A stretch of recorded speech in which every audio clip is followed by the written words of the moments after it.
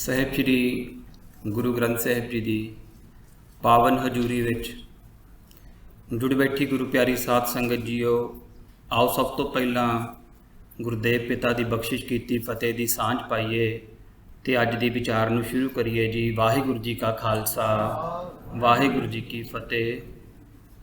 ਗੁਰਿਆਈ ਨਾਲ ਸੰਬੰਧਿਤ ਜੋ ਵਿਚਾਰਾਂ ਦੀ ਲੜੀ ਸੀ, ਅੱਜ ਉਸ ਲੜੀ ਦੇ ਤਹਿਤ ਗੁਰੂ ਗੋਬਿੰਦ ਸਿੰਘ ਪਾਤਸ਼ਾਹ ਦੇ ਜੀਵਨ ਬਾਰੇ ਥੋੜੀ ਜਿਹੜੀ ਆ ਉਹ ਵਿਚਾਰ ਹੋਏਗੀ। ਸਾਧ ਸੰਗਤ ਜੀ, ਸਿੱਖ ਇਤਿਹਾਸ ਨੂੰ ਜਦੋਂ ਅਸੀਂ ਪੜ੍ਹਦੇ ਹਾਂ, ਗੁਰੂ ਨਾਨਕ ਪਾਤਸ਼ਾਹ ਤੋਂ ਲੈ ਕੇ ਗੁਰੂ ਗੋਬਿੰਦ ਸਿੰਘ ਪਾਤਸ਼ਾਹ ਤੱਕ ਬਹੁਤ ਕੁਝ ਲਿਖਿਆ ਗਿਆ ਆ। ਤੇ ਜਦੋਂ ਭਾਈ ਗੁਰਦਾਸ ਜੀ ਗੁਰੂ ਨਾਨਕ ਪਾਤਸ਼ਾਹ ਦੇ ਬਾਰੇ ਲਿਖਦੇ ਨੇ ਤੇ ਉਹ ਵੱਖ-ਵੱਖ ਜਿਹੜੇ ਦੈਵੀ ਨਾਮ ਨੇ, ਦੈਵੀ ਪਦਵੀਆਂ ਨੇ, ਉਹ ਗੁਰੂ ਨਾਨਕ ਪਾਤਸ਼ਾਹ ਦੇ ਨਾਲ ਜੋੜਦੇ ਨੇ। ਜਿਵੇਂ ਕਿਤੇ ਉਹ ਲਿਖਦੇ ਨੇ, ਤਲ ਕਾਰਨ ਗੁਰੂ ਨਾਨਕ ਆਇਆ, ਗੁਰੂ ਨਾਨਕ ਸ਼ਬਦ ਦੀ ਵਰਤੋਂ ਕਰਦੇ ਨੇ। ਸਤਿਗੁਰੂ ਨਾਨਕ ਪ੍ਰਗਟਿਆ, ਕਿਤੇ ਗੁਰੂ ਨਾਨਕ ਪਾਤਸ਼ਾਹ ਨੂੰ ਸਤਿਗੁਰੂ ਕਹਿ ਕੇ ਲਿਖਦੇ ਨੇ। ਤੇ ਕਿਤੇ ਲਿਖਦੇ ਨੇ ਇੱਕ ਬਾਬਾ ਅਕਾਲ ਰੂਪ। ਇਹ ਜਿਹੜੇ ਵੱਖ-ਵੱਖ ਨਾਂ ਸੀ, ਇਹ ਗੁਰੂ ਪਾਤਸ਼ਾਹ ਦੇ ਜਿਹੜੇ ਜੀਵਨ ਦਾ ਇੱਕ ਦੈਵੀ ਵਰਤਾਰਾ ਸੀ ਵਰਤਿਆ। ਭਾਈ ਗੁਰਦਾਸ ਜੀ ਨੇ ਉਹਨੂੰ ਸਮਝ ਕੇ, ਉਸ ਨੂੰ ਬੁੱਝ ਕੇ, ਉਸ ਨੂੰ ਮਹਿਸੂਸ ਕਰਕੇ ਲਿਖੇ ਸਨ। ਤੇ ਬਾਅਦ ਵਿੱਚ ਜਦੋਂ ਸਿੱਖ ਇਤਿਹਾਸ 'ਚ ਅਸੀਂ ਦੇਖਦੇ ਹੈਗੇ ਆ, ਗੁਰੂ ਤੇ ਅਰਜਨ ਦੇਵ ਪਾਤਸ਼ਾਹ ਜਿਹੜੇ ਨੇ, ਜਦੋਂ ਉਹਨਾਂ ਨੇ ਸ਼੍ਰੀ ਗੁਰੂ ਗ੍ਰੰਥ ਸਾਹਿਬ ਜੀ ਦਾ ਜਿਹੜਾ ਪਾਵਨ ਸਰੂਪ ਸੀ, ਜਿਸ ਨੂੰ ਆਦਿ ਬੀੜ ਕਿਹਾ ਜਾਂਦਾ ਸੀ, ਜਦੋਂ ਉਹ ਤਿਆਰ ਕੀਤੀ, ਤੇ ਇਸ ਕਰਕੇ ਗੁਰੂ ਪਾਤਸ਼ਾਹ ਦੇ ਨਾਮ ਦੇ ਨਾਲ ਬਾਣੀ ਦੇ ਬਹੁਤ ਵੀ ਜਿਹੜਾ ਹੈਗਾ ਉਹ ਜੁੜਿਆ ਹੈਗਾ ਆ। ਉਹਨਾਂ ਨੂੰ ਸ਼ਹੀਦਾਂ ਦੇ ਸਰਤਾਜ ਵੀ ਕਿਹਾ ਜਾਂਦਾ ਆ, ਕਿਉਂਕਿ ਗੁਰੂ ਪਾਤਸ਼ਾਹ ਦੀ ਪਹਿਲੀ ਜਿਹੜੀ ਸ਼ਹਾਦਤ ਆ ਉਹ ਸਿੱਖੀ ਦੇ ਵਿੱਚ ਹੁੰਦੀ ਆ। ਤੇ ਉਸ ਤੋਂ ਬਾਅਦ ਗੁਰੂ ਹਰਗੋਬਿੰਦ ਪਾਤਸ਼ਾਹ ਨੂੰ ਮੀਰੀ ਪੀਰੀ ਦੇ ਮਾਲਕ ਕਿਹਾ ਜਾਂਦਾ ਆ, ਕਿਉਂਕਿ ਮੀਰੀ ਪੀਰੀ ਦਾ ਅਕਾਲ ਤਖਤ ਸਾਹਿਬ ਦਾ ਜਿਹੜਾ ਨਿਰਮਾਣ ਸੀ ਉਹ ਗੁਰੂ ਪਾਤਸ਼ਾਹ ਦੇ ਵੇਲੇ ਜਿਹੜਾ ਆ ਸ਼ੁਰੂ ਹੁੰਦਾ। ਤੇ ਗੁਰੂ ਹਰਕ੍ਰਿਸ਼ਨ ਪਾਤਸ਼ਾਹ ਨੂੰ ਬਾਲਾ ਪ੍ਰੀਤਮ ਕਿਹਾ ਜਾਂਦਾ ਆ। ਹੁਣ ਜਦੋਂ ਗੁਰੂ ਗੋਬਿੰਦ ਸਿੰਘ ਪਾਤਸ਼ਾਹ ਤੇ ਅਸੀਂ ਆਉਂਦੇ ਹੈਗੇ ਆ, ਤੇ ਗੁਰੂ ਗੋਬਿੰਦ ਸਿੰਘ ਪਾਤਸ਼ਾਹ ਨੂੰ ਬਹੁਤ ਸਾਰੀਆਂ ਇਸ ਤਰ੍ਹਾਂ ਦੀਆਂ ਦੈਵੀ ਪਦਵੀਆਂ ਨੇ, ਦੈਵੀ ਸ਼ਬਦ ਨੇ, ਜਿਨ੍ਹਾਂ ਦੇ ਨਾਮ ਦੇ ਨਾਲ ਯਾਦ ਕੀਤਾ ਜਾਂਦਾ ਆ। ਉਹਨਾਂ ਨੂੰ ਸਿੱਖ ਪਿਆਰ, ਸਤਿਕਾਰ, ਸ਼ਰਧਾ ਦੇ ਨਾਲ ਬਾਜਾਂ ਵਾਲਾ ਵੀ ਕਹਿੰਦੇ ਨੇ, ਕਲਗੀਆਂ ਵਾਲਾ ਵੀ ਕਹਿੰਦੇ ਨੇ, ਦਸਮ ਪਿਤਾ ਵੀ ਕਹਿੰਦੇ ਨੇ, ਅੰਮ੍ਰਿਤ ਦੇ ਦਾਤੇ ਵੀ ਕਹਿੰਦੇ ਨੇ, ਪੰਥ ਦਾ ਵਾਲੀ ਵੀ ਕਹਿੰਦੇ ਨੇ, ਸਰਬੰਸ ਦਾਨੀ ਵੀ ਕਹਿੰਦੇ ਨੇ। ਹੁਣ ਜਦੋਂ ਅਸੀਂ ਉਹਨਾਂ ਨੂੰ ਕਲਗੀਆਂ ਵਾਲਾ, ਬਾਜਾਂ ਵਾਲਾ ਆਖਦੇ ਹਾਂ, ਤੇ ਇਹ ਉਹਨਾਂ ਦੀ ਜਿਹੜੀ ਬਾਦਸ਼ਾਹੀ ਜੀਵਨ ਦੀ ਝਲਕ ਆ ਗੁਰੂ ਪਾਤਸ਼ਾਹ ਦੀ, ਕਿ ਉਹਨਾਂ ਦਾ ਜਿਹੜਾ ਇਸ ਸੰਸਾਰ ਦੇ ਉੱਤੇ ਵਿਚਰਨ ਦਾ ਜਿਹੜਾ ਢੰਗ ਸੀ, ਅਲੌਕਿਕ ਵਰਤਾਰਾ ਸੀ, ਉਹ ਇੱਕ ਬਾਦਸ਼ਾਹ ਦੀ ਤਰ੍ਹਾਂ ਹੈਗਾ ਸੀ। ਜਦੋਂ ਅਸੀਂ ਉਹਨਾਂ ਨੂੰ ਅੰਮ੍ਰਿਤ ਦੇ ਦਾਤੇ ਕਹਿੰਦੇ ਹੈਗੇ ਆ, ਪੰਥ ਦੇ ਵਾਲੀ ਕਹਿੰਦੇ ਆ, ਜਾਂ ਆਪੇ ਗੁਰਚੇਲਾ ਕਹਿੰਦੇ ਹੈਗੇ ਆ, ਤੇ ਉਹਨਾਂ ਦੇ ਅੰਦਰ ਜਿਹੜੀ ਦਰਵੇਸ਼ ਵਾਲੀ ਜਿਹੜੀ ਹੈਗੀ ਆ, ਗੁਰੂ ਵਾਲੀ ਜਿਹੜੀ ਅਜ਼ਮਤ, ਤਾਕਤ ਵਰਤਰੀ ਹੈਗੀ ਆ, ਅਸੀਂ ਉਸ ਨੂੰ ਯਾਦ ਕਰਦੇ ਹੈਗੇ। ਤੇ ਅੱਜ ਦਾ ਜਿਹੜਾ ਟੌਪਿਕ ਹੈਗਾ ਬਾਦਸ਼ਾਹ ਦਰਵੇਸ਼, ਗੁਰੂ ਗੋਬਿੰਦ ਸਿੰਘ ਪਾਤਸ਼ਾਹ ਦੇ ਜੀਵਨ ਦੇ ਵਿੱਚੋਂ ਇਹਨਾਂ ਦੋਨਾਂ ਚੀਜ਼ਾਂ ਦਾ ਜਿਹੜਾ ਸੁਮੇਲ ਹੈਗਾ ਆ, ਉਹਨਾਂ ਨੂੰ ਸਮਝਣ ਦੀ ਕੋਸ਼ਿਸ਼ ਕਰਾਂਗੇ। ਤੇ ਇਹ ਜਿਹੜੇ ਸ਼ਬਦ ਨੇ, ਇਹ ਭਾਈ ਨੰਦ ਲਾਲ ਜੀ ਨੇ ਲਿਖੇ ਨੇ। ਜਿਵੇਂ ਗੁਰੂ ਨਾਨਕ ਪਾਤਸ਼ਾਹ ਦੇ ਬਾਰੇ ਭਾਈ ਗੁਰਦਾਸ ਜੀ ਨੇ ਲਿਖਿਆ ਹੈਗਾ, ਬਾਬਾ, ਸਤਿਗੁਰੂ, ਗੁਰੂ ਨਾਨਕ, ਇਹ ਭਾਈ ਨੰਦ ਲਾਲ ਜੀ ਨੇ ਲਿਖਿਆ। ਸਾਧ ਸੰਗਤ, ਇੱਥੇ ਇੱਕ ਗੱਲ ਨੂੰ ਅਸੀਂ ਸਮਝਣਾ ਹੈਗਾ ਕਿ ਭਾਈ ਗੁਰਦਾਸ ਜੀ ਨੇ ਗੁਰੂ ਨਾਨਕ ਪਾਤਸ਼ਾਹ ਨੂੰ ਆਪਣੀਆਂ ਸਰੀਰਕ ਅੱਖਾਂ ਨਾਲ ਨਹੀਂ ਸੀ ਦੇਖਿਆ, ਉਹਨਾਂ ਨੇ ਸੁਰਤ ਦੀ ਅੱਖ ਨਾਲ ਦੇਖਿਆ ਸੀ। ਪਰ ਭਾਈ ਨੰਦ ਲਾਲ ਨੇ ਗੁਰੂ ਗੋਬਿੰਦ ਸਿੰਘ ਪਾਤਸ਼ਾਹ ਨੂੰ ਆਪਣੀ ਸਰੀਰ ਦੀ ਅੱਖ ਨਾਲ ਵੀ ਦੇਖਿਆ ਤੇ ਆਪਣੀ ਸੁਰਤ ਦੀ ਅੱਖ ਨਾਲ ਵੀ ਦੇਖਿਆ ਹੈਗਾ। ਭਾਈ ਨੰਦ ਲਾਲ ਜੀ ਦੇ ਜੀਵਨ ਦੇ ਬਾਰੇ ਥੋੜ੍ਹੀ ਕੁ ਜਿਹੜੀ ਹੈਗੀ ਆ ਪਿਛੋਕੜ ਉਹਨਾਂ ਦਾ, ਕਿ ਉਹ ਮੁਗਲ ਦਰਬਾਰ ਦੇ ਵਿੱਚ ਇੱਕ ਉੱਚੀ ਪਦਵੀ 'ਤੇ ਥੇ, ਜਿਹੜੀ ਉਹਨਾਂ ਦੀ ਕਾਰਗੁਜ਼ਾਰੀ ਚੱਲਦੀ ਹੁੰਦੀ ਸੀ। ਤੇ ਔਰੰਗਜ਼ੇਬ ਨੇ, ਜਿਹੜਾ ਉਸ ਸਮੇਂ ਦਾ ਮੁਗਲ ਬਾਦਸ਼ਾਹ ਹੈਗਾ, ਇੱਕ ਦਫਾ ਇਹ ਐਲਾਨ ਕੀਤਾ ਸੀ ਕਿ ਉਸਨੂੰ ਕੁਰਾਨ ਸ਼ਰੀਫ ਤੇ ਜਿਹੜਾ ਕੋਈ ਅਰਥ ਕਰਕੇ ਦੱਸੂਗਾ, ਸੁਣਾਊਗਾ, ਜਿਹਦੇ ਸਭ ਤੋਂ ਵੱਧ ਅਰਥ ਉਹਨੂੰ ਪਸੰਦ ਆਉਣਗੇ, ਤੇ ਉਸ ਨੂੰ ਮੂੰਹ ਮੰਗੀ ਜਿਹੜੀ ਚੀਜ਼ ਹੋਏਗੀ ਉਹ ਮਿਲੇਗੀ। ਬੜੇ ਬੜੇ ਕਹਿੰਦੇ ਵਿਦਵਾਨ ਆ ਕੇ ਉੱਥੇ ਕੁਰਾਨ ਦੇ ਅਰਥ ਕਰਕੇ ਗਏ, ਪਰ ਜਦੋਂ ਔਰੰਗਜ਼ੇਬ ਨੇ ਭਾਈ ਨੰਦ ਲਾਲ ਜੀ ਦੇ ਕੀਤੇ ਅਰਥਾਂ ਨੂੰ ਸੁਣਿਆ ਤੇ ਉਹ ਇੱਕਦਮ ਗਦਗਦ ਹੋ ਉੱਠਿਆ। ਉਹਨੂੰ ਬਹੁਤ ਖੁਸ਼ੀ ਹੋਈ ਕਿ ਕੁਰਾਨ ਸ਼ਰੀਫ ਦੇ ਇੰਨੇ ਸੋਹਣੇ ਅਰਥ ਜਿਹੜੇ ਨੇ ਉਹ ਭਾਈ ਨੰਦ ਲਾਲ ਜੀ ਨੇ ਕੀਤੇ ਨੇ। ਤੇ ਨਾਲ ਹੀ ਉਹਦੇ ਮਨ ਦੇ ਵਿੱਚ ਵਿਚਾਰ ਆਉਂਦਾ ਕਿ ਇਹਨਾਂ ਨੂੰ ਫਿਰ ਆਪਣੇ ਧਰਮ ਦੇ ਵਿੱਚ ਲੈ ਕੇ ਆਂਦਾ ਜਾਏ, ਜਿਹੜੀ ਪ੍ਰਵਿਰਤੀ ਉਹਦੇ ਵਿੱਚ ਬਹੁਤ ਜ਼ਿਆਦਾ ਭਾਰੀ ਸੀ। ਅਸੀਂ ਸਾਰੇ ਇਤਿਹਾਸ ਬਾਰੇ ਜਾਣਦੇ ਵੀ ਹੈਗੇ ਆ। ਤੇ ਭਾਈ ਨੰਦ ਲਾਲ ਨੂੰ ਜਦੋਂ ਇਸ ਗੱਲ ਦਾ ਪਤਾ ਚੱਲਦਾ, ਤੇ ਉਹਦਾ ਦਰਬਾਰ ਛੱਡ ਕੇ ਮੁਗਲਾਂ ਦਾ, ਫਿਰ ਉਹ ਗੁਰੂ ਗੋਬਿੰਦ ਸਿੰਘ ਪਾਤਸ਼ਾਹ ਦੀ ਸ਼ਰਨ 'ਚ ਆਉਂਦੇ ਨੇ। ਤੇ ਜਦੋਂ ਆਉਂਦੇ ਨੇ, ਹੁਣ ਉਹਨਾਂ ਕੋਲ ਦੋਵਾਂ ਚੀਜ਼ਾਂ ਦਾ ਅਨੁਭਵ ਹੈਗਾ ਆ। ਉਹਨਾਂ ਨੇ ਮੁਗਲਾਂ ਦਾ ਦਰਬਾਰ ਵੀ ਦੇਖਿਆ ਹੈਗਾ ਆ ਤੇ ਉਹਨਾਂ ਨੇ ਗੁਰੂ ਗੋਬਿੰਦ ਸਿੰਘ ਪਾਤਸ਼ਾਹ ਦੇ ਆਨੰਦਪੁਰੀ ਸਾਹਿਬ ਦੇ ਦਰਬਾਰ ਨੂੰ ਵੀ ਦੇਖਿਆ ਹੈਗਾ ਆ। ਇਸ ਤੋਂ ਬਾਅਦ ਫਿਰ ਉਹਨਾਂ ਨੇ ਬਹੁਤ ਸਾਰੀਆਂ ਰਚਨਾਵਾਂ ਜਿਹੜੀਆਂ ਨੇ ਉਹਨਾਂ ਨੂੰ ਲਿਖਿਆ। ਗੰਜਨਾਮਾ, ਜ਼ਿੰਦਗੀਨਾਮਾ, ਬੰਦਗੀਨਾਮਾ, ਰਹਿਤਨਾਮਾ ਵੀ ਭਾਈ ਨੰਦ ਲਾਲ ਜੀ ਦਾ ਇੱਕ ਮਿਲਦਾ ਹੈਗਾ ਆ। ਤੇ ਉਸ ਦੇ ਵਿੱਚ ਭਾਈ ਨੰਦ ਲਾਲ ਜੀ ਗੁਰੂ ਗੋਬਿੰਦ ਸਿੰਘ ਪਾਤਸ਼ਾਹ ਨੂੰ ਇਹ ਕਹਿ ਕੇ ਲਿਖਦੇ ਨੇ, ਨਾਸਰੋ ਮਨਸੂਰ ਗੁਰੂ ਗੋਬਿੰਦ ਸਿੰਘ, ਈਜ਼ ਦੀ ਮਨਜ਼ੂਰ ਗੁਰੂ ਗੋਬਿੰਦ ਸਿੰਘ। ਕਿ ਗੁਰੂ ਗੋਬਿੰਦ ਸਿੰਘ ਜਿਹੜੇ ਹੈਗੇ ਨੇ ਉਹ ਗਰੀਬਾਂ ਦੇ ਰਾਖੇ ਨੇ। ਗਰੀਬ ਨਵਾਜ ਕੁਸਈਆਂ ਮੇਰਾ, ਅਸੀਂ ਗੁਰਬਾਣੀ 'ਚ ਵੀ ਪੜ੍ਹਦੇ ਹੈਗੇ ਕਿ ਜਿਨ੍ਹਾਂ ਨੂੰ ਕੋਈ ਗੱਲ ਨਾਲ ਹੀ ਲਾਉਂਦਾ, ਗੁਰੂ ਪਾਤਸ਼ਾਹ ਨੇ ਉਹਨਾਂ ਨੂੰ ਵੀ ਗੱਲ ਨਾਲ ਲਾਇਆ। ਤੇ ਪ੍ਰਮਾਤਮਾ ਦੇ ਦਰਬਾਰ ਦੇ ਵਿੱਚ ਜਿਵੇਂ ਗੁਰੂ ਨਾਨਕ ਪਾਤਸ਼ਾਹ ਨੂੰ ਮਨਜ਼ੂਰੀ ਮਿਲੀ ਸੀ, ਇਸੇ ਤਰ੍ਹਾਂ ਗੁਰੂ ਗੋਬਿੰਦ ਸਿੰਘ ਪਾਤਸ਼ਾਹ ਨੂੰ ਮਿਲੀ ਆ। ਤੇ ਅੱਗੇ ਜਾ ਕੇ ਲਿਖਦੇ ਨੇ, ਹੱਕ ਹੱਕ ਅੰਦੇਸ ਗੁਰੂ ਗੋਬਿੰਦ ਸਿੰਘ, ਬਾਦਸ਼ਾਹ ਦਰਵੇਸ਼ ਗੁਰੂ ਗੋਬਿੰਦ ਸਿੰਘ। ਕਿ ਉਹ ਸੱਚ ਦੇ ਮਾਲਕ ਨੇ, ਉਹ ਬਾਦਸ਼ਾਹ ਵੀ ਨੇ ਤੇ ਦਰਵੇਸ਼ ਵੀ ਨੇ।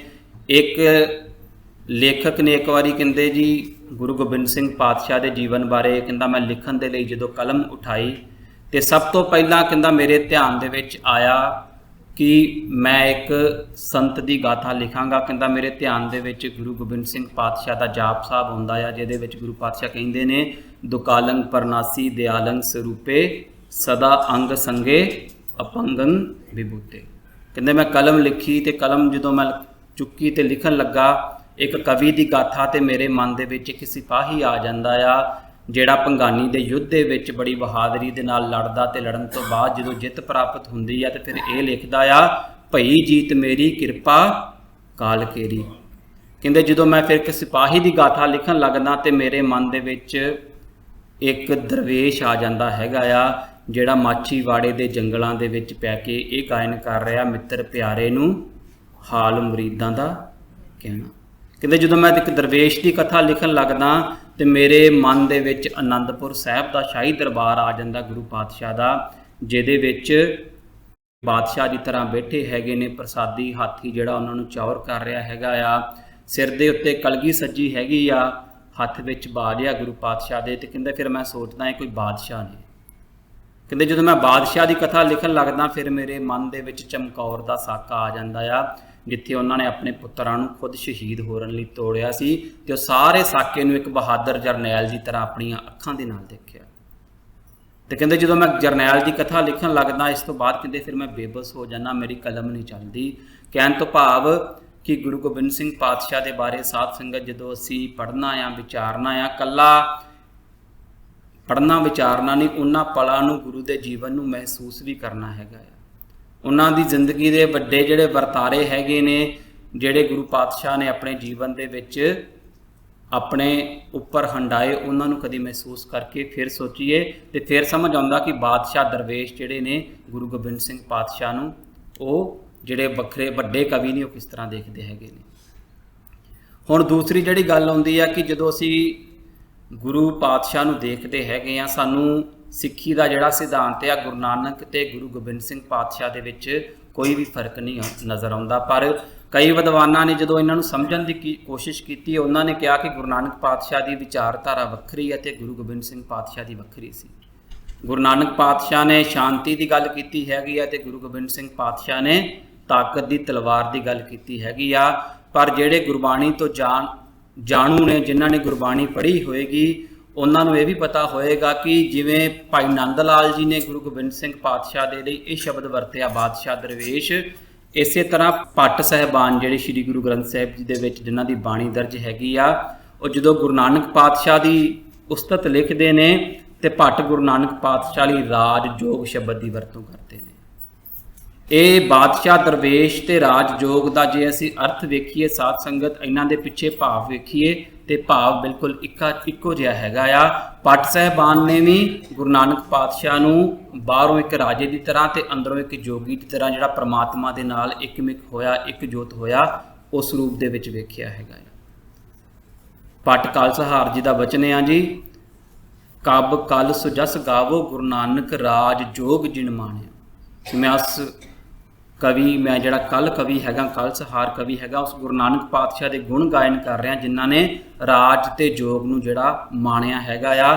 ਕਹਿਣ ਤੋਂ ਭਾਵ कि सिੱਖੀ ਦੇ ਵਿੱਚ ਗੁਰੂ ਨਾਨਕ ਪਾਤਸ਼ਾਹ ਤੇ ਗੁਰੂ ਗੋਬਿੰਦ ਸਿੰਘ ਪਾਤਸ਼ਾਹ ਦੇ ਵਿੱਚ ਕੋਈ ਅੰਤਰ ਨਹੀਂ ਹੈਗਾ। ਇੱਕ ਲੇਖਕ ਨੇ ਬੜਾ ਸੋਹਣਾ ਲਿਖਿਆ, ਕਹਿੰਦਾ 10ਵੇਂ ਗੁਰੂ ਗੋਬਿੰਦ ਸਿੰਘ ਨੇ ਗੁਰੂ ਨਾਨਕ ਪਾਤਸ਼ਾਹ ਨੇ ਜਿਹੜਾ ਆਪਣਾ 10ਵਾਂ ਨਾਮ ਰੱਖਿਆ ਉਹ ਗੁਰੂ ਗੋਬਿੰਦ ਸਿੰਘ ਰੱਖਿਆ ਸੀ।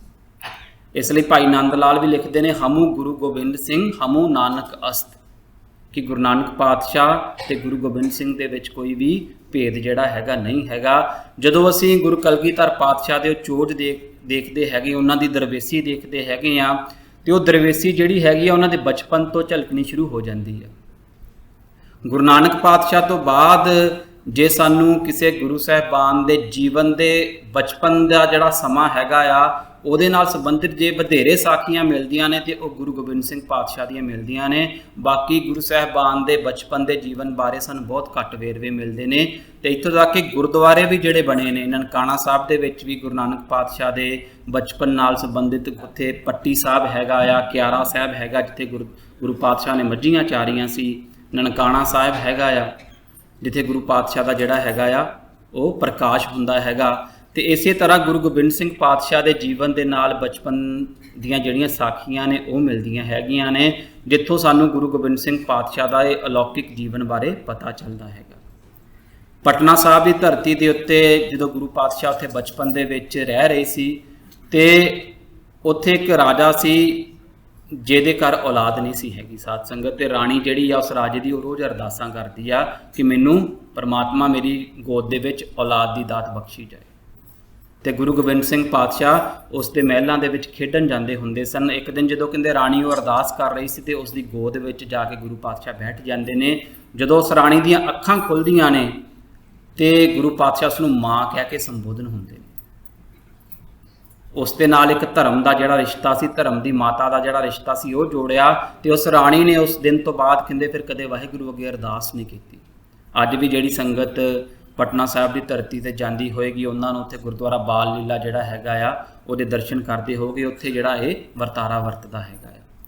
ਤੇ ਇਸ ਤੋਂ ਬਾਅਦ ਇੱਕ ਗੁਰਦੁਆਰਾ ਕੰਗਨ ਘਾਟ ਹੈਗਾ ਜੀ ਪਟਨਾ ਸਾਹਿਬ ਦੀ ਧਰਤੀ ਦੇ ਉੱਤੇ, ਜਿੱਥੇ ਗੁਰੂ ਗੋਬਿੰਦ ਸਿੰਘ ਪਾਤਸ਼ਾਹ ਕਹਿੰਦੇ ਇੱਕ ਵਾਰੀ ਤੈਰ ਰਹੇ ਸੀ ਨਦੀ ਦੇ ਵਿੱਚ ਤੇ ਉਹਨਾਂ ਦਾ ਜਿਹੜਾ ਹੈਗਾ ਇੱਕ ਕੰਗਨ ਜਿਹੜਾ ਉੱਥੇ ਗਵਾਚ ਜਾਂਦਾ ਹੈਗਾ। ਜਦੋਂ ਘਰ ਵਾਪਸ ਆਉਂਦੇ ਨੇ ਤੇ ਮਾਤਾ ਗੁਜਰੀ ਜੀ ਪੁੱਛਦੇ ਨੇ ਕਿ ਤੁਹਾਡਾ ਸੋਨੇ ਦਾ ਕੰਗਨ ਕਿੱਥੇ ਗਿਆ, ਤੇ ਉਹ ਕਹਿੰਦੇ ਮੇਰੇ ਖਿਆਲ ਨਾਲ ਉੱਥੇ ਜਿਹੜਾ ਹੈਗਾ ਉਹ ਰੁੜ ਗਿਆ। ਤੇ ਜਦੋਂ ਵਾਪਸ ਆਉਂਦੇ ਨੇ ਹੋ ਸਕਦਾ ਕਿਸੇ ਕੰਢੇ ਤੇ ਪਿਆ ਹੋਏ ਦੁਬਾਰਾ ਮਿਲ ਜੇ। ਤੇ ਜਦੋਂ ਗੁਰੂ ਜੀ ਨੂੰ ਪੁੱਛਦੇ ਨੇ ਕਿ ਕਿੱਥੇ ਗਵਾਚਿਆ ਸੀ ਕੰਗਨ, ਤੇ ਗੁਰੂ ਪਾਤਸ਼ਾਹ ਜਿਹੜਾ ਦੂਸਰਾ ਕੰਗਨ ਹੱਥ 'ਚ ਪਾਇਆ ਸੀ ਕਹਿੰਦੇ ਉਹ ਵੀ ਲਾ ਕੇ ਤੇ ਨਦੀ 'ਚ ਸੁੱਟ ਦਿੰਦੇ ਨੇ, ਕਹਿੰਦੇ ਇੱਥੇ ਗਵਾਚਿਆ ਸੀ। ਇਸ ਵਰਤਾਰੇ ਨੂੰ ਸਮਝਣ ਦਾ ਸਾਧ ਸੰਗਤ ਯਤਨ ਕਰੀਏ। ਗੁਰੂ ਪਾਤਸ਼ਾਹ ਨੇ ਇਸ ਦੇ ਵਿੱਚ ਇਹ ਇਸ਼ਾਰਾ ਕੀਤਾ ਹੈਗਾ ਕਿ ਜਿੰਨਾਂ ਚੀਜ਼ਾਂ ਦੇ ਪਿੱਛੇ ਅਸੀਂ ਆਮ ਮਨੁੱਖ ਸਾਰੀ ਜ਼ਿੰਦਗੀ ਦੌੜਦੇ ਫਿਰਦੇ ਹੈਗੇ ਆ, ਗੁਰੂ ਦੇ ਲਈ ਉਹ ਕੰਚਨ ਤੇ ਮਿੱਟੀ, ਸੋਨਾ ਤੇ ਮਿੱਟੀ ਇੱਕ ਸਮਾਨ ਹੁੰਦੇ ਨੇ। ਤੇ ਜਦੋਂ ਗੁਰੂ ਗੋਬਿੰਦ ਸਿੰਘ ਪਾਤਸ਼ਾਹ ਜੰਗਾਂ ਦੇ ਯੁੱਧਾਂ ਕਰਦੇ ਹੁੰਦੇ ਸੀ, ਗੁਰੂ ਪਾਤਸ਼ਾਹ ਦੇ ਤੀਰ ਦੇ ਅੱਗੇ ਇਤਿਹਾਸਕਾਰ ਲਿਖਦੇ ਨੇ ਕਿ ਸੋਨਾ ਲੱਗਾ ਹੁੰਦਾ ਸੀ ਕਿ ਜਿਸ ਨੂੰ ਉਹ ਤੀਰ ਭੇਟ ਹੋਏ, ਜੇ ਉਸ ਦਾ ਅਕਾਲ ਚਲਾਣਾ ਹੋ ਜਾਂਦਾ ਉਸ ਦੇ ਸਵਾਸ ਤਿਆਗੇ ਜਾਂਦੇ ਨੇ ਤੇ ਉਸ ਦੇ ਸੰਸਕਾਰ ਲਈ ਜਿਹੜਾ ਹੈਗਾ ਆ ਧਨ ਰਾਸ਼ੀ ਮਿਲ ਜੇ, ਤੇ ਜੇ ਉਹ ਕਿਤੇ ਫੱਟੜ ਹੋ ਜਾਂਦਾ ਤੇ ਉਸ ਨੂੰ ਜਿਹੜਾ ਇਲਾਜ ਕਰਨ ਲਈ ਉਹ ਪੈਸੇ ਮਿਲ ਜਾਣ। ਇਹ ਉਸ ਦਰਵੇਸ਼ ਦੇ ਜਿਹੜੇ ਬਚਪਨ ਦੇ ਚੋਜ ਹੈਗੇ ਆ ਉਹ ਸਾਨੂੰ ਦੇਖਣ ਨੂੰ ਮਿਲਦੇ ਨੇ। ਤੇ ਜਦੋਂ ਗੁਰਿਆਈ ਤੇ ਉੱਤੇ ਗੁਰੂ ਪਾਤਸ਼ਾਹ ਸੁਭਾਇਮਾਨ ਹੁੰਦੇ ਨੇ, ਅਸੀਂ ਇਤਿਹਾਸ ਨੂੰ ਪੜ੍ਹਦੇ ਹਾਂ ਵੇਖਦੇ ਹਾਂ ਕਿ ਜਦੋਂ ਵੀ ਗੁਰੂ ਨਾਨਕ ਪਾਤਸ਼ਾਹ ਦੀ ਜਿਹੜੀ ਜੋਤ ਆ ਦੂਸਰੇ ਗੁਰੂ 'ਚ ਆਉਂਦੀ ਆ ਤੇ ਸੰਗਤਾਂ ਜਿਹੜੀਆਂ ਸੀ ਵੱਖ-ਵੱਖ ਭੇਟਾਵਾਂ ਲੈ ਕੇ ਉਹ ਅਗਲੇ ਗੁਰੂ ਦੇ ਦਰਸ਼ਨਾਂ ਲਈ ਆਉਂਦੇ ਹੁੰਦੇ ਸੀ। ਤੇ ਜਦੋਂ ਗੁਰੂ ਗੋਬਿੰਦ ਸਿੰਘ ਪਾਤਸ਼ਾਹ ਗੁਰੂ ਨਾਨਕ ਪਾਤਸ਼ਾਹ ਦੀ ਉਸ ਗੱਦੀ ਦੇ ਉੱਤੇ ਬਿਰਾਜਮਾਨ ਹੁੰਦੇ ਨੇ ਤੇ ਸਭ ਤੋਂ ਜਿਹੜੀ ਉਹਨਾਂ ਨੂੰ ਵੱਡੀ ਭੇਟ ਮਿਲਦੀ ਹੈਗੀ ਆ ਉਹ ਹੁੰਦੀ ਆ ਉਹਨਾਂ ਦੇ ਪਿਤਾ ਦਾ ਸੀਸ। ਉਸ ਸਮੇਂ ਉੱਤੇ ਜਦੋਂ ਭਾਈ ਜੈਤਾ ਜੀ ਨੇ ਉਹ ਸੀਸ ਲਿਆ ਕੇ ਦਿੱਲੀ ਤੋਂ ਗੁਰੂ ਗੋਬਿੰਦ ਸਿੰਘ ਪਾਤਸ਼ਾਹ ਦੀ ਝੋਲੀ ਦੇ ਵਿੱਚ ਪਾਇਆ ਸੀ। ਇਹਨਾਂ ਪਲਾਂ ਨੂੰ ਕਦੇ ਮਹਿਸੂਸ ਕਰਕੇ ਦੇਖੀਏ ਕਿ ਉਸ ਸਮੇਂ ਗੁਰੂ ਗੋਬਿੰਦ ਸਿੰਘ ਪਾਤਸ਼ਾਹ ਦੀ ਗੁਰੂ ਨੂੰ ਉਮਰ ਦੇ ਨਾਲ ਤੇ ਅਸੀਂ ਨਹੀਂ ਪਰ ਵੇਖ ਸਕਦੇ, ਪਰ ਫਿਰ ਵੀ ਵੇਖੀਏ ਤੇ ਹਜੇ ਸਿਰਫ 9 ਸਾਲ ਦੇ ਨੇ ਤੇ ਆਪਣੇ ਪਿਤਾ ਦਾ ਜਿਹੜਾ ਸੀਸ ਆ ਆਪਣੀ ਝੋਲੀ 'ਚ ਪਾਉਂਦੇ ਹੈਗੇ ਨੇ। ਉੱਥੇ ਮਾਤਾ ਨਾਨਕੀ ਜੀ ਨੇ ਵੀ ਗੁਰੂ ਤੇਗ ਬਹਾਦਰ ਪਾਤਸ਼ਾਹ ਦੇ ਜਿਹੜੇ ਮਾਤਾ ਜੀ ਹੈਗੇ ਨੇ, ਉੱਥੇ ਮਾਤਾ ਗੁਜਰੀ ਵੀ ਹੈਗੇ ਨੇ ਉਸ ਸੰਗਤ ਦੇ ਵਿੱਚ। ਤੇ ਸਾਧ ਸੰਗਤ ਜਦੋਂ ਅਸੀਂ ਗੁਰਿਆਈ ਨਾਲ ਸੰਬੰਧਿਤ ਇਤਿਹਾਸ ਪੜ੍ਹਾਂਗੇ ਤੇ ਵਿਦਵਾਨਾਂ ਨੇ ਇੱਕ ਬੜੀ ਵੱਡੀ ਜਿਹੜੀ ਹੈਗੀ ਆ ਤਰਕ ਦੀ ਕਸਵੱਟੀ ਨਾਲ ਗੁਰੂ ਨਾਨਕ ਪਾਤਸ਼ਾਹ ਦੇ ਇਤਿਹਾਸ ਨੂੰ ਸਮਝਣ ਦੀ ਕੋਸ਼ਿਸ਼ ਕੀਤੀ ਆ। ਉਹਨਾਂ ਨੇ ਇਹ ਵਰਤਿਆ ਉਹਨਾਂ ਨੇ ਇਹ ਜ਼ਿਆਦਾਤਰ ਫੋਕਸ ਕਰਨ ਦੀ ਕੋਸ਼ਿਸ਼ ਕੀਤੀ ਆ ਕਿ ਜਦੋਂ ਗੁਰੂ ਨਾਨਕ ਪਾਤਸ਼ਾਹ ਨੇ ਗੁਰਿਆਈ ਦੀ ਬਖਸ਼ਿਸ਼ ਕਰਨੀ ਸੀ ਤੇ ਉਹਨਾਂ ਨੇ ਇੱਕ ਚੋਣ ਦੀ ਕਸਵੱਟੀ ਰੱਖੀ ਸੀ। ਉਹਨਾਂ ਨੇ ਆਪਣੇ ਸਿੱਖਾਂ ਨੂੰ, ਜਿਨ੍ਹਾਂ ਦੇ ਵਿੱਚ ਭਾਈ ਲਹਿਣਾ ਵੀ ਸੀ, ਆਪਣੇ ਪੁੱਤਰਾਂ ਨੂੰ, ਸਾਰਿਆਂ ਨੂੰ ਪਰਖਣ ਤੋਂ ਬਾਅਦ ਸਾਨੂੰ ਪਤਾ ਕਿ ਬਹੁਤ ਸਾਰੀਆਂ ਸਾਖੀਆਂ ਇਤਿਹਾਸ 'ਚ ਮਿਲਦੀਆਂ ਹੈਗੀਆਂ ਨੇ, ਤੇ ਫਿਰ ਭਾਈ ਲਹਿਣੇ ਨੂੰ ਚੁਣਿਆ ਸੀ ਤੇ ਉਹਨਾਂ ਨੂੰ ਗੁਰੂ ਅੰਗਦ ਪਾਤਸ਼ਾਹ ਦਾ ਜਿਹੜਾ ਨਾਮ ਸੀ ਉਹ ਦਿੱਤਾ ਹੈਗਾ ਸੀ। ਤੇ ਉਹੀ ਜਿਹੜਾ ਚੋਜ, ਉਹੀ ਵਰਤਾਰਾ ਜਿਹੜਾ ਹੈਗਾ ਆ ਉਹ ਗੁਰੂ ਅੰਗਦ ਦੇ ਪਾਤਸ਼ਾਹ ਦੁਆਰਾ ਵਰਤਾਇਆ ਗਿਆ ਜਦੋਂ ਉਹਨਾਂ ਨੇ ਗੁਰੂ ਅਮਰਦਾਸ ਪਾਤਸ਼ਾਹ ਨੂੰ ਚੋਣ ਕੀਤੀ। ਪਰ ਇਹ ਵਰਤਾਰਾ ਅੱਗੇ ਜਾ ਕੇ ਖਤਮ ਹੋ ਜਾਂਦਾ ਆ ਜਦੋਂ ਗੁਰਿਆਈ ਜਿਹੜੀ ਆ ਉਹ ਇੱਕ ਪਰਿਵਾਰ ਦੇ ਵਿੱਚ ਜਾਂ ਪਿਤਾ ਪੁਰਖੀ ਹੋ ਜਾਂਦੀ ਆ। ਜਦੋਂ ਖਾਸ ਕਰਕੇ ਗੁਰੂ ਰਾਮਦਾਸ ਪਾਤਸ਼ਾਹ ਗੁਰੂ ਅਰਜਨ ਦੇਵ ਪਾਤਸ਼ਾਹ ਨੂੰ ਆਪਣਾ ਉੱਤਰਾਧਿਕਾਰੀ ਚੁਣਦੇ ਨੇ, ਕਿਉਂਕਿ ਗੁਰੂ ਅਰਜਨ ਦੇਵ ਪਾਤਸ਼ਾਹ ਗੁਰੂ ਘਰ ਦੇ ਉਹ ਪਹਿਲੇ ਪੁੱਤਰ ਨੇ ਜਿਹੜੇ ਗੁਰੂ ਪੁੱਤਰ ਵੀ ਨੇ ਤੇ ਬਾਅਦ ਵਿੱਚ ਗੁਰੂ ਵੀ ਬਣਦੇ ਹੈਗੇ ਨੇ। ਉਸ ਤੋਂ ਬਾਅਦ ਫਿਰ ਜਿਹੜੀ ਹੈਗੀ ਇਹ ਗੁਰਿਆਈ ਸਿਰਫ ਇੱਕੋ ਪਰਿਵਾਰ 'ਚ ਰਹਿੰਦੀ ਹੈਗੀ। ਇਸ ਤਰੀਕੇ ਦੇ ਨਾਲ ਉਹਨਾਂ ਨੇ ਕਹਿਣ ਤੋਂ ਭਾਵ ਇੱਕ ਦਵੰਦ, ਇੱਕ ਡੁਐਲਿਟੀ ਪੈਦਾ ਕਰਨ ਦੀ ਕੋਸ਼ਿਸ਼ ਕੀਤੀ ਹੈਗੀ ਆ ਕਿ ਗੁਰੂ ਨਾਨਕ ਪਾਤਸ਼ਾਹ ਦੀ ਵਿਚਾਰਧਾਰਾ ਨੂੰ ਸਾਰੇ ਗੁਰੂ ਸਾਹਿਬਾਨ ਨੇ ਨਹੀਂ ਫੋਲਿਆ। ਉਹਦੇ ਅਸੀਂ ਜਿਹੜਾ ਡਿਟੇਲ 'ਚ ਹੈਗਾ ਡਿਸਕਸ ਕੀਤੀ ਹੈਗੀ ਆਪਣੇ ਜਿਹੜੇ ਪਿਛਲੇ ਵਿਚਾਰ ਸੀ। ਪਰ ਇਸ ਤੱਥ ਨੂੰ ਇੱਕ ਦੂਜੇ ਤਰੀਕੇ ਨਾਲ ਵੀ ਸਮਝਿਆ ਜਾ ਸਕਦਾ ਹੈਗਾ। ਉਹ ਤਰੀਕਾ ਕੀ ਹੈਗਾ ਆ, ਉਹ ਤੱਥ ਕੀ ਹੈਗਾ ਕਿ ਜਦੋਂ ਗੁਰੂ ਅਰਜਨ ਦੇਵ ਪਾਤਸ਼ਾਹ ਗੁਰਿਆਈ ਦੇ ਉੱਤੇ ਸੁਭਾਇਮਾਨ ਹੁੰਦੇ ਨੇ ਤੇ ਉਹ ਸਭ ਤੋਂ ਪਹਿਲੇ ਗੁਰੂ ਨੇ ਜਿਨ੍ਹਾਂ ਦੀ ਸ਼ਹਾਦਤ ਹੁੰਦੀ ਆ। ਜਦੋਂ ਗੁਰਿਆਈ ਘਰ ਦੇ ਵਿੱਚ ਹੁੰਦੀ ਆ ਤੇ ਉਦੋਂ ਬਹੁਤ ਵੱਡੇ ਜਿਹੜੇ ਚੈਲੰਜ ਨੇ ਉਹ ਵੀ ਸਾਹਮਣੇ ਖੜੇ ਹੁੰਦੇ ਨੇ। ਉਦੋਂ ਜਿਹੜੇ ਮੁਗਲ ਨੇ ਗੁਰੂ ਪਾਤਸ਼ਾਹ ਨੂੰ ਤੇ ਸਿੱਖੀ ਨੂੰ ਪੂਰੀ ਖਤਮ ਕਰਨ ਦੀ ਜਿਹੜੀ ਕੋਸ਼ਿਸ਼ ਆ ਉਹ ਵੀ ਕਰਦੇ ਹੈਗੇ ਨੇ। ਬਾਅਦ ਵਿੱਚ ਗੁਰੂ ਤੇਗ ਬਹਾਦਰ ਪਾਤਸ਼ਾਹ ਦੀ ਸ਼ਹਾਦਤ ਹੁੰਦੀ ਆ। ਗੁਰੂ ਗੋਬਿੰਦ ਸਿੰਘ ਪਾਤਸ਼ਾਹ ਦੇ ਨਾਲ ਜੋ ਵਰਤਾਰਾ ਵਰਤਦਾ ਹੈਗਾ, 4 ਪੁੱਤਰਾਂ ਦੀ ਸ਼ਹਾਦਤ ਹੁੰਦੀ, ਸਰਬੰਸ ਵਾਰਿਆ ਜਾਂਦਾ, ਆਨੰਦਪੁਰ ਸਾਹਿਬ ਛੱਡਿਆ ਜਾਂਦਾ। ਕਿਸੇ ਵੀ ਘਟਨਾ ਨੂੰ ਜਦੋਂ ਅਸੀਂ ਸਮਝਣਾ ਹੈਗਾ ਆ ਉਹਨੂੰ ਉਸ ਤਰੀਕੇ ਨਾਲ ਸਮਝੀਏ ਜਿਵੇਂ ਐਜ਼ ਏ ਸਿੱਖ ਇੱਕ ਗੁਰੂ ਘਰ ਦੇ ਸ਼ਰਧਾਲੂ ਤੇ ਇੱਕ ਭਰੋਸੇਵਾਨ ਤੇ ਸਿਦਕਵਾਨ ਸਿੱਖ ਨੇ ਸਮਝਣਾ ਹੈਗਾ ਆ। ਤਰਕ ਦੀਆਂ ਕਸਵੱਟੀਆਂ, ਦਲੀਲਾਂ ਕਈ ਵਾਰੀ ਸਾਨੂੰ ਗੁਰੂ ਨਾਲੋਂ ਬਹੁਤ ਦੂਰ ਕਰ ਦਿੰਦੀਆਂ ਸਾਧ ਸੰਗਤ ਜੀ।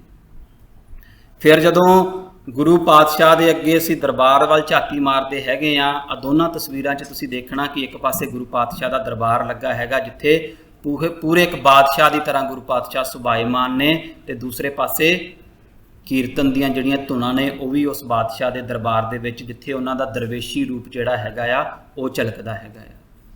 ਜਦੋਂ ਬਾਦਸ਼ਾਹ ਦੀ ਤਰ੍ਹਾਂ ਬੈਠਦੇ ਨੇ ਉੱਥੇ ਨਗਾਰਾ ਵੱਜਦਾ ਆ, ਉੱਥੇ ਕਲਗੀ ਸੱਜਦੀ ਆ। ਤੇ ਜਦੋਂ ਪਹਾੜੀ ਰਾਜੇ ਸਾਰਾ ਚੀਜ਼ਾਂ ਦੇਖਦੇ ਨੇ, ਨਗਾਰਿਆਂ ਦੀਆਂ ਚੋਟਾਂ ਸੁਣਦੇ ਨੇ, ਤੇ ਉਹਨਾਂ ਦੇ ਮਨ ਦੇ ਵਿੱਚ ਗੁਰੂ ਪ੍ਰਤੀ ਈਰਖਾ ਆ ਜਾਂਦੀ ਹੈਗੀ ਹੈ ਕਿ ਰਿਆਸਤ ਇਹ ਸਾਡੀ ਆ। ਹਜੇ ਕਿ ਗੁਰੂ ਤੇਗ ਬਹਾਦਰ ਪਾਤਸ਼ਾਹ ਨੇ ਉਹ ਰਿਆਸਤ ਨੂੰ ਪੈਸੇ ਦੇ ਕੇ ਮੁੱਲ ਖਰੀਦਿਆ ਸੀ, ਪਰ ਉਹਨਾਂ ਦੇ ਮਨ ਦੇ ਵਿੱਚ ਇਹ ਈਰਖਾ ਬਣੀ ਰਹਿੰਦੀ ਆ ਕਿ ਰਿਆਸਤ ਸਾਡੀ ਆ ਪਰ ਸਤਿਕਾਰ ਇੱਥੇ ਗੁਰੂ ਗੋਬਿੰਦ ਸਿੰਘ ਪਾਤਸ਼ਾਹ ਦਾ ਹੋ ਰਿਹਾ। ਲੋਕ ਗੁਰੂ ਨੂੰ ਰੱਬ ਦੀ ਤਰ੍ਹਾਂ ਪੂਜਦੇ ਹੈਗੇ ਨੇ, ਜਿਸ ਕਰਕੇ ਉਹ ਯੁੱਧ ਵੀ ਕਰਦੇ ਨੇ। ਗੁਰੂ ਪਾਤਸ਼ਾਹ ਨੂੰ ਅਨੰਦਪੁਰ ਸਾਹਿਬ ਛੱਡ ਕੇ ਪਾਉਂਟਾ ਸਾਹਿਬ ਵੀ ਜਾਣਾ ਪੈਂਦਾ, ਫਿਰ ਵਾਪਸ ਵੀ ਆਉਂਦੇ ਨੇ। ਇਹ ਸਾਰੀ ਉਮਰ ਚੱਲਦਾ ਰਹਿੰਦਾ ਜਿੰਨਾ ਚਿਰ ਤੱਕ ਅਨੰਦਪੁਰ ਸਾਹਿਬ ਨਹੀਂ ਛੱਡਦੇ। ਤੇ ਜੰਗਾਂ ਯੁੱਧਾਂ ਵੀ ਕਰਦੇ ਨੇ। ਜਦੋਂ ਜੰਗ ਯੁੱਧ ਹੁੰਦੀ ਆ ਤੇ ਗੁਰੂ ਪਾਤਸ਼ਾਹ ਇੱਕ ਫਿਰ ਬਾਦਸ਼ਾਹ ਦੀ ਤਰ੍ਹਾਂ, ਇੱਕ ਜਰਨੈਲ ਦੀ ਤਰ੍ਹਾਂ ਉਹਨਾਂ ਦੇ ਨਾਲ ਜੰਗ ਦੇ ਮੈਦਾਨ ਦੇ ਵਿੱਚ ਲੜਦੇ ਨੇ। ਤੇ ਜਦੋਂ ਪਹਾੜੀ ਰਾਜਿਆਂ ਨੂੰ ਫਿਰ ਕਿਤੇ ਕੋਈ ਵੱਡੀ ਮੁਸੀਬਤ ਆ ਪੈਂਦੀ ਆ, ਮੁਗਲਾਂ ਨਾਲ ਟਾਕਰਾ ਕਰਨਾ ਪੈਂਦਾ ਆ, ਤੇ ਉਹ ਗੁਰੂ ਦਰਬਾਰ ਦੇ ਵਿੱਚ ਜਦੋਂ ਆ ਕੇ ਨਤਮਸਤਕ ਹੁੰਦੇ ਨੇ, ਭੁੱਲਾਂ ਬਖਸ਼ਦੇ ਨੇ, ਤੇ ਗੁਰੂ ਪਾਤਸ਼ਾਹ ਇੱਕ ਦਰਵੇਸ਼ ਦੀ ਤਰ੍ਹਾਂ ਉਹਨਾਂ ਨੂੰ ਉਸੇ ਵੇਲੇ ਮਾਫ ਵੀ ਕਰ ਦਿੰਦੇ ਨੇ।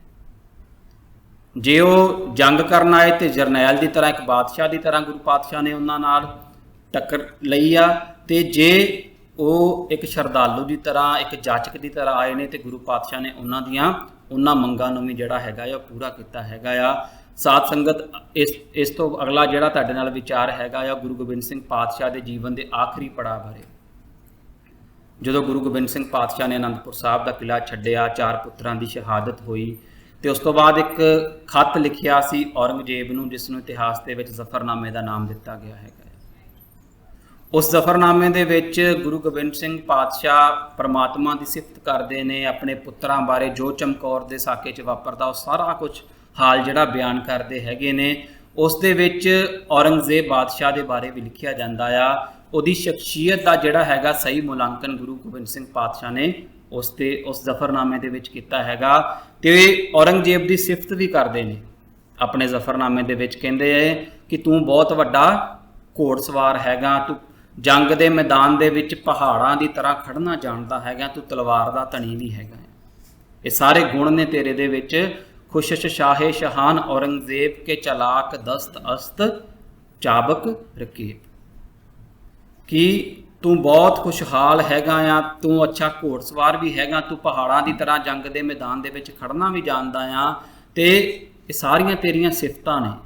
पर औरंगजेब ने अपने आप नूं सारी जिंदगी एक सच्चा मुसलमान होने का जिहड़ा सी वो दावा वो ढोंग रचाया सी। गुरु पातशाह ने उसकी वो शख्सियत का वो पासा भी नंगा किया कि तू एक सच्चा मुसलमान नहीं हैगा। जिहड़े औरंगजेब के इतिहास नूं जाणदे ने उन्हां नूं पता होएगा कि जदों ये बादशाह मुगलों की गद्दी ते बैठता हैगा आ, इन्हें दूसरे मुगलों की तरह जिवें किसी ने लाल किला बनाया सी, किसी ने ताज महल बनाया सी, इसने अपने रहन दे लई वड्डे महल नहीं बनाए। इसने अपने आप नूं सच्चा मुसलमान साबित करन दे लई लाहौर दे विच बादशाही मस्जिद का निर्माण कराया सी। अज भी ये जिहड़ी मस्जिद हैगी उत्थे खड़ी हैगी, अपने वेले की बहुत सब तो वड्डी मस्जिद सी। ते जदों औरंगजेब जंग के मैदान दे विच हुंदा सी, बादशाह बनन तो पहलां वो बहुत सूबियां दा गवर्नर भी रहा सी। एज ए गवर्नर जदों किते जंग दे विच हुंदा सी, वो लड़दा हुंदा सी। इतिहासकार लिखते हैं जदों नमाज अदा करन दा समा हुंदा सी ते अपनी जंग छड्ड के नमाज अदा करनी शुरू कर दिंदा सी, जिस दे नाल जिहड़े उसके आले दुआले जिहड़े दूजे मुगल फौजी हुंदे सी बड़े प्रभावित हुंदे सी कि एक सच्चा मुसलमान है जिन्हों रब दे उत्ते इन्ना विश्वास है, कदी अपनी नमाज नूं भुलदा नहीं हैगा। हुण सारे वरतारे ने गुरु गोबिंद सिंह पातशाह ने देखिया, क्योंकि गुरु पातशाह नूं ये पता सी गुरु तेग बहादुर पातशाह की शहादत भी इस काल दे विच हुई आ, ते इसने राज गद्दी दे उत्ते बहन लग्गिया पहलां अपने पिता नूं जेल दे विच सुੱਟਿਆ सी ते फिर भरावां दा कतल भी करवाया सी। उहदी शख्सियत दा यह भी पक्ष हैगा सी। ते गुरु पातशाह ने जफरनामे दे विच लिखिया, ना ईमा परस्ती ना उजाएं दी, ना साहिब सनासी ना मुहम्मद शकी। तेरे अंदर ईमान वाली कोई गल नहीं हैगी औरंगजेब, तू अपने आप नूं बहुत वड्डा मुसलमान समझदा पर तैनूं परमात्मा ते विश्वास नहीं हैगा, तू अल्लाह दे रस्ते ते नहीं चलिया ते ना ही तैनूं मुहम्मद साहब दियां सिक्ख्यावां दे उत्ते यकीन हैगा।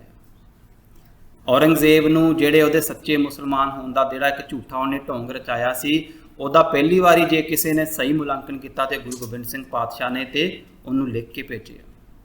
हुण इस तो बाद साध संगत जी जदों गुरु गोबिंद सिंह पातशाह नूं मौजूदा समय दे विच बहुत सारे कवियां ने इतिहासकारां ने समझण की कोशिश की तो उन्होंने गुरु गोबिंद सिंह पातशाह के जीवन के बारे बहुत कुछ लिखिया। उन्हां दे विचों एक कवि है जी शिव कुमार बटालवी। ये बटाला शहर का रहन वाला हैगा आ ते रहन वाला सी, पिछली सदी का एक बहुत वड्डा कवि होया ते खास करके रोमांसवाद रोमांटिक पोइट्री इसने बहुत लिखी हैगी सी। बड़े बड़े वड्डे महाकाव्य इसने लिखे ते इसकी पोइट्री नूं अज भी उत्थे यूनीवर्सिटी के जिहड़े करिकुलम हैगे उन्हां दे विच पढ़ाया जांदा आ। ते किसी ने शिव कुमार बटालवी नूं ये फिर कहा सी कि तुसीं गुरु गोबिंद सिंह पातशाह के बारे कुछ लिखो। तो शिव कुमार बटालवी ने अपना ये जिक्र किया, कहंदा जदों गुरु गोबिंद सिंह पातशाह के बारे मैं लिखना शुरू करदा आ तो जदों मैं गुरु पातशाह के जीवन बारे सोचदा आ, उन्हां दा इतिहास पढ़दा आ तो मेरे को शब्दों की कमी हो जाती कि मैं किहड़े शब्दों के नाल गुरु पातशाह की जिहड़ी उस्तत आ वो गायन करा। मेरे को शब्द नहीं हैगे, क्योंकि उस जीवन दे विच इन्ना जाहो जलालिया, उस जीवन दे विच इन्नी चढ़दी कला हैगी आ, उस जीवन दे विच बादशाही ते दरवेशी का जिहड़ा सुमेल हैगा आ वो मिलिया हैगा। पर इस दे बावजूद भी उसने एक कविता लिखी सी जिसका सिरलेख सी आरती, ते आरती दे विच उसने गुरु गोबिंद सिंह पातशाह के बारे लिखिया सी, मैं किस हंझू का दीवा बाल के तेरी आरती गावां, कि मेरी अखां दे विच हंझू आने शुरू हो जाते हैं जदों मैं गुरु गोबिंद सिंह पातशाह का ध्यान अपने मन च धरदा हैगा। मैं किहड़े शब्द दे बूहे ते मंगण गीत अज जावां, कि मेरे कोल शब्द खत्म हो जाते हैं, मैं किहड़ी अपनी कविता लिखण दे लई मैं किहड़े गीत कोल जावां, किहड़े शब्दां कोल जावां जिहड़े गुरु गोबिंद सिंह पातशाह का जस गायन कर सकन, उहदी उस्तत गायन कर सकन, उसका जाहो जलाल जिहड़ा बयान कर सकन। मेरा कोई गीत नहीं ऐसा जो तेरे मेज आ जावे। तो आखिर तो ये अपनी कविता दे विच ये भी लिखदा कि मैं बुज़दिल हैगा, मेरे को गुरु गोबिंद सिंह पातशाह का जस गायन करन दे लई शब्द नहीं हैगे। ते अंत विच हुंदा जो लुट जावे ते मुड़ भी यारड़े दे सथरी जावे। मित्र प्यारे नूं शब्द दे विच असीं पढ़दे भी हैगे आ, सूल सराही खंजर प्याला, कि ये सारा जिहड़ा यारड़े का सत्थर गुरु पातशाह ने गाया हैगा आ, सारा कुछ लटाउण तो बाद कोई शिकवा नहीं आ, फिर भी शब्द किहड़े ने, मित्र प्यारे नूं हाल मुरीदां दा कहना, सूल सुराही खंजर प्याला बिंग कसाइयां दा सैना। यारड़े दा सानू सत्थर चंगा पट खेड़ियां दा रहना। सारा शब्द असी पढ़ते भी हैगे साध संगत, ये उस बादशाह दरवेश की गाथा हैगी है। तो असी सारे जिन्ने भी असी बैठे हैगे हाँ उस बादशाह दरवेश के धीआं पुत्र असी बैठे हाँ। तो असी अज अपने जीवन के वाल झाती मारीए, एक बादशाह दरवेश के असी धीआं पुत्र होईए, तो साडी जीवन दे विच नीरसता ढिंडी कला होनी चाहिए कि नहीं होनी चाहिए। जिस बादशाह के असी धीआं पुत्र हाँ उस बादशाह ने सानू हर पल दे विच जीवन दे विच चढ़दी कला दे विच रहना सिखाया। भावें वो आनंदपुर साहब का जिहड़ा हैगा अलौकिक नज़ारा आ उत्थों दे अलौकिक चोज ने, तो भावें वो माछीवाड़े के जंगलों की सेज हैगी आ, दोनों दे विच उन्हां दी अवस्था एक आ। असी उस बादशाह दरवेश के पुत्र हैगे। तो वो जिहड़ी बादशाहत हैगी आ वो किसी संसारी पदार्थों के उपर नहीं टिकी हुई। हो सकता किसी सिख को बहुत पदार्थ होने अपने आप को बादशाह समझे, जे हैगे आ तो गुरु का शुकराना, जे नहीं हैगे तो कभी भी गुरु अगे शिकवा नहीं करना। कि असी जे बादशाह के पुत्र अपने आप को समझते हैं फिर ये गल आ, फिर ये साडे ते लागू हुंदा आ। ते दरवेशी की हैगी आ कि अंदरों असी उस वाहिगुरु नाल जुड़े हैगे कि नहीं जुड़े हैगे। जे दोवें चीज़ों का सुमेल साडे जीवन दे विच होएगा, असी अपने आप को गुरु करगीधर पिता दे धीआं पुत्र समझांगे, तो साडे जीवन दे विच कदे नीरसता आ ही नहीं सकती साध संगत जी।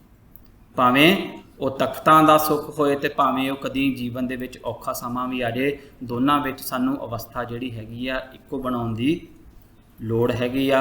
इन्नियां को बेनतियां प्रवान करनियां साध संगत जी। विचारां करदिआं होईयां बेनत भुल्लां लई गुरु पातशाह साध संगत बख्शण योग्या बख्श लेना जी। दिओ खिमा बुलाओ फतेह। वाहिगुरू जी का खालसा वाहिगुरू जी की फतेह।